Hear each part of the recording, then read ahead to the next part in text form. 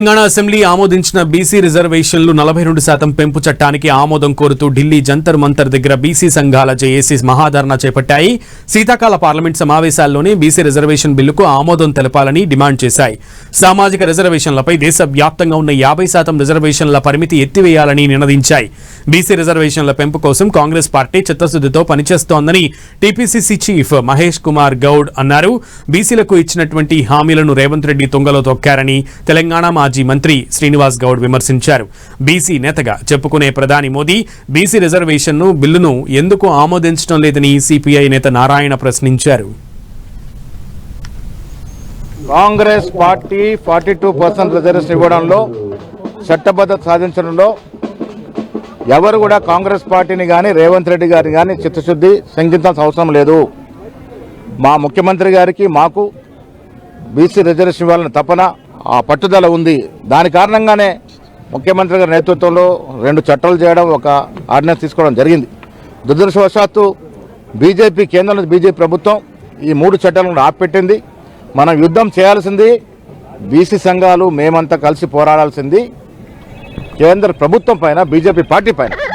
BJP party ఉద్దేశపూర్వకంగా బీసీలకు వస్తున్న రిజర్వేషన్ ఆపుతా ఉంది కాబట్టి వారి మీద పోరాటం చేయడానికి మా కాంగ్రెస్ పార్టీ ఎప్పుడు కూడా సిద్ధంగా ఉంది. 42% రిజర్వేషన్ ఇస్తా అని చెప్పి కామారెడ్డి డిక్లరేషన్ చేసి కేవలం మాటలకు పరిమితమైన తప్ప ఇప్పటివరకు ఆచరణ లేదు. గవర్నర్ దగ్గర బిల్లు పెండింగ్ ఉండగానే జియో ఇష్యూ చేసిండ్రు, ఆర్డినెన్స్ ఇష్యూ చేసిండ్రు, మళ్ళీ ఎలక్షన్ పెట్టిండ్రు. ఢిల్లీకి పంపిస్తున్నాం, ప్రెసిడెంట్ ఆఫ్ ఇండియా కలుస్తామని చెప్పిర్రు, కానీ ఎవరు వల్లలే. ఇప్పటి వరకు కూడా రాహుల్ గాంధీ గారు ప్రధానమంత్రిని అడగలేదు, ప్రభుత్వం తరఫున ఎవరు అడగలేదు. ముఖ్యమంత్రి గారు 2 సార్లు కలిసిండు కానీ ప్రధానమంత్రిని బిల్లు పాస్ చేయాలని అడగలేదు. కేవలం కాంగ్రెస్ పార్టీ మాటలకు పరిమితమైంది, బీసీలను దగా చేస్తుంది, మోసం చేస్తూ ఉంది.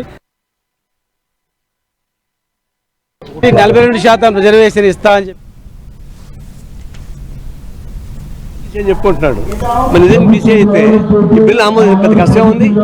9 షెడ్యూల్ చేర్చకూడదు, చేర్చడం లేదు. ఇంకోటి ఏంటంటే ఏ బీసీ ఉద్యమం ద్వారా పైకి వచ్చాడు ఆ కృష్ణ ఇప్పుడు బీజేపీ ఎంపీగా ఉన్నాడు. మరి కృష్ణ నాయకత్వం ఎందుకు మోడీ దగ్గర ధర్నా చేయకూడదు? అందరు కలిసి పదవులు ఉపయోగించుకోవాలా, న్యాయం చేయాలన్నా? మన కులపోలు పదవులనే మోసం చేస్తా ఉన్నారు. దీన్ని గుర్తుంచుకోవాలా. అందరినీ ఐక్యం సాధించాల్సిన అవసరం ఉంది. అసెంబ్లీ తీర్మానం అది గవర్నర్ అడ్డం కొడుతున్నాడు, అది పార్లమెంట్ ప్రధానమంత్రి ఒప్పుకోవడం లేదు. అందులో తక్షణం ప్రధానమంత్రి మోడీ బీసీ వ్యతిరేకి ఈ చట్టాన్ని ఆమోదించడం లేదు. మోడీకి వ్యతిరేకంగా పోరాటం సాగించాల్సిన అవసరం, బీసీలు ఐక్యంగా నిలబడే పోరాటం అవసరం ఉందని చెప్పి మేము కోరుతా ఉన్నాం. గౌరవ ముఖ్యమంత్రి గారిని నిలదీయండి. ఎందుకంటే రిజర్వేషన్ల ప్రక్రియ మీరు కేంద్రంలో, పార్లమెంట్లో, చట్టంలో, కోర్టుల మధ్యలో నలిగిపోతుందని తెలిసి కూడా దాన్ని ముందు పెట్టుకొని అనిగాని హామీలు ఇచ్చి ఒక బీసీల సబ్జెక్టు మీద 56 హామీలు ఇచ్చారు. ఆ 56 హామీలు తుంగలో దొక్కి అధికారంలోకి వచ్చిన తర్వాత పక్కవ పెట్టారు. సరే, అది కొట్లాడతాం, కానీ మీ చేతిలో ఉన్న మంత్రి పదవులు తీసుకోండి అన్న. ముఖ్యమంత్రి దగ్గర నుంచి రాహుల్ గాంధీని అడిగి మంత్రి పదవులు తీసుకోండి, కార్పొరేషన్లు తీసుకోండి, అందరు బీసీలకు ఇప్పియండి, పదవులు ఇప్పియండి, ఉద్యోగాలు ఇప్పియండి, 42% కాంట్రాక్టులు ఇప్పియండి, విద్యా ఉద్యోగాలలో ఇప్పియండి, 20,000 ఏడాదికి బడ్జెట్ పెట్టి అది ఇప్పియండి.